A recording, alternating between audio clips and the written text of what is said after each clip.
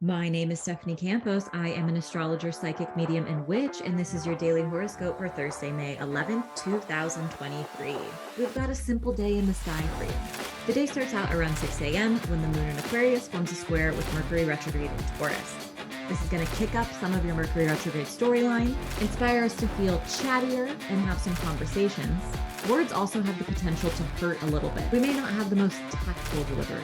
We may also just be taking action around different types of communications, like sending off a flurry of emails or responding to a billion texts or DMs that we never got around to. If I had to guess, that's how I will be spending this transit. Then from there, the moon is void in Aquarius. What does it mean when the moon is void? It basically means that the moon is not going to connect with any other planets after it connects with Mercury and Taurus. So as it wanders through the sky, we kind of wander throughout our day. It's easier to get distracted. It's not a great time to start something new. It's not a great time to order anything online. You can use this energy to finish up old projects that you've already started, but just be gentle with yourself and compassionate and know that we're all feeling a little bit more distracted, detached, and it's easy to get lost in a daydream today and to look down at your phone and be like, OMG, 7 hours have passed. Where has the day gone? Aries, once the moon collides with Mercury, it makes me feel like you're investing in a hope or dream for the future. Maybe if you're starting a podcast, you're buying a microphone, or maybe you're signing up for a class or course that you know will help your career. And at the same time, the moon is void in your house of friendship. So if you're texting friends today,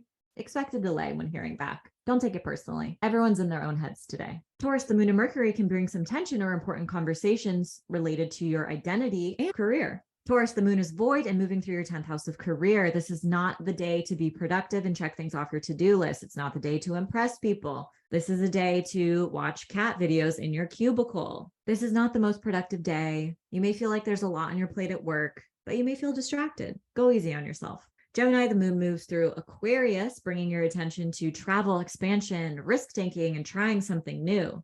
You may be caught in a daydream today. Maybe you're reading a book or listening to a podcast or watching a show, and it may just simply be harder to focus. Cancer, the moon moves through Aquarius in your 8th house of shared resources, income, and intimacy. This is a private and reflective time for you, and it's easy to get caught up in old stories and memories from the past. This is a great day to reflect on your fears and limiting beliefs. Make a list of your fears, see which ones you can conquer, or you're willing to take a baby step towards. Leo, the moon in Aquarius moves through your 7th house of committed relationships and partnerships. Your focus is on other people, but your mind is elsewhere. Again, not a great day for anyone to get things done. Collaborative projects may experience some sort of delay.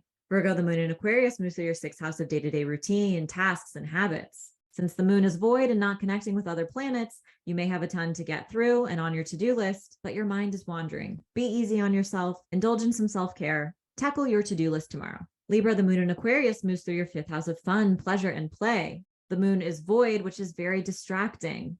If you have work to get done, you may be focused on what you want to do after work or other hobbies that are simply more fun. If you have the flexibility and privilege with your schedule, let your inner child call the shots today. Scorpio, the moon in Aquarius moves through your 4th house of home, family, and foundations. The moon and your mind may be wandering. You might find yourself feeling more nostalgic than normal and ruminating on your past. Your past never has to define you. Keep that in mind. Whatever comes up today, you may be more tired than normal. Resist the FOMO and spend some time in your own energy. Sagittarius, the moon in Aquarius is void and moving through your 3rd house of communication. You may have some writing to get done, emails you need to respond to, text messages you need to respond to, contracts to sign, little daily tasks to do, like getting your oil changed. But guess what? The moon is wandering in the sky, and so is your mind. Be gentle with yourself. You can tackle it all tomorrow. Capricorn, the moon is void in Aquarius, bringing your attention to your 2nd house of income, livelihood, and comfort. You may have some bills to pay or have had plans to reacquaint yourself with your budget, but for whatever reason, your mind is wandering, and that's okay. Our focus and motivation return tomorrow. Take it easy today